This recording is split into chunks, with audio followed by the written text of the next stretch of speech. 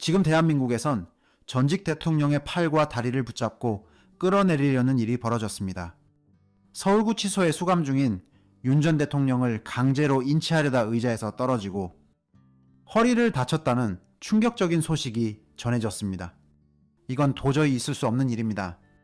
이번 사건은 단순한 법 집행을 넘어 정권의 정치적 의도가 의심되는 심각한 사안입니다.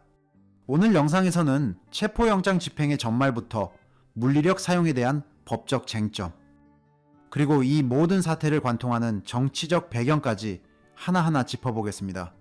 오늘 오전 김건희 특검팀이 서울구치소에 들이닥쳤습니다. 목적은 단 하나, 윤 전 대통령에 대한 체포영장을 집행하는 것이었습니다. 그런데 문제는 그 집행 방식이었습니다.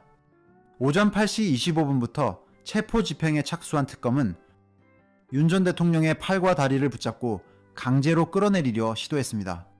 윤 전 대통령은 극심하게 저항했고 그 과정에서 앉아있던 의자에서 떨어져 허리와 팔에 통증을 호소했다고 변호인단은 밝혔습니다.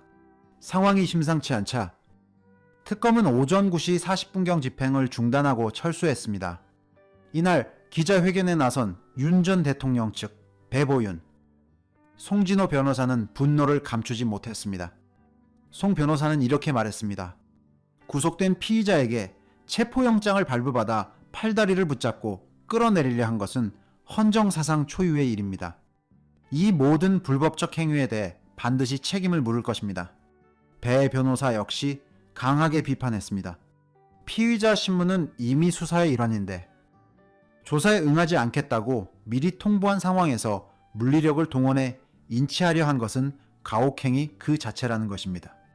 구속수감 중인 전직 대통령에게 체포영장을 들이밀고 강제로 끌어내리려 했다는 것.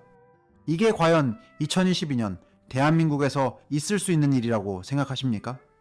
이날 또 하나의 충격적인 사실이 전해졌습니다. 체포영장 집행 시도가 무산된 직후 윤 전 대통령은 서울구치소 내 의무실로 긴급 이송됐다는 것입니다.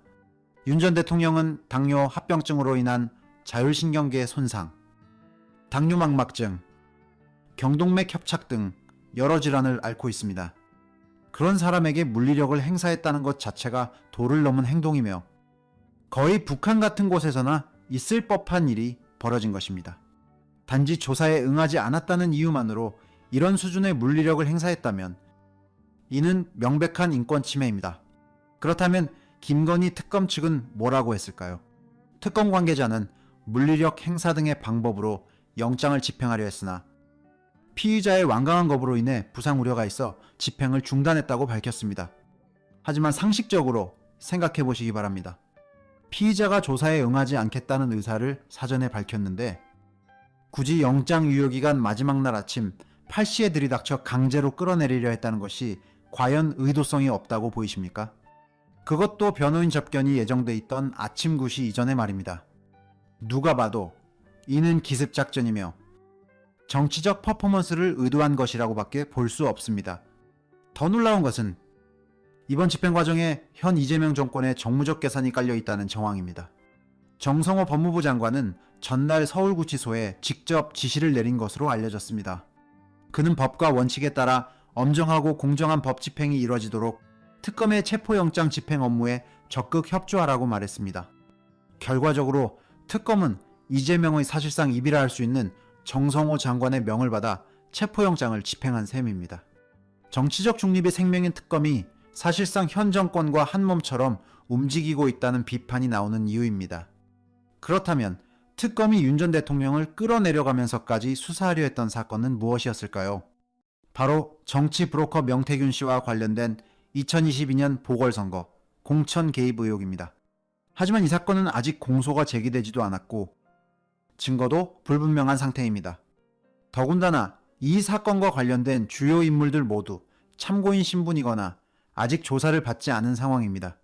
그런데도 왜 유독 윤 전 대통령만 이렇게 집요하게 끌어내리려 했던 것일까요? 도무지 이해할 수 없는 포갑적 행태가 연이어 벌어지고 있습니다. 과거 문재인 정권 하에서도 검찰 수사를 받는 전직 대통령들에 대해서는 최소한의 예우가 있었습니다. 이명박 전 대통령, 노무현 전 대통령, 박근혜 전 대통령 모두 소환 통보를 받은 적은 있지만 강제로 끌어내리려는 시도는 없었습니다. 그런데 유독 윤석열 전 대통령에게만 이런 방식이 적용됐다는 것은 현 정권이 윤 전 대통령을 탄압함으로써 진영 논리에 기반한 정치적 이득을 노리고 있다는 방증일 것입니다. 결국 이재명과 그 주변 세력이 정치적 위기를 벗어나고 정치적 이득을 얻기 위해 전직 대통령을 제물로 삼고 있다는 분석이 나오는 이유가 바로 여기에 있습니다. 특검은 이번 영장 유효 기간이 끝나는 7월 이후 윤 전 대통령을 다시 체포할지 여부를 두고 고심 중인 것으로 전해졌습니다. 하지만 법조계에서는 특검이 대면 조사 없이도 기소를 강행할 가능성도 배제할 수 없다고 보고 있습니다. 더 큰 문제는 반드시 강제 구인이라는 방식만 있었던 것이 아니라는 점입니다. 특검은 구치소 내에서 윤 전 대통령을 조사하는 방식도 충분히 선택하고 고려할 수 있었습니다.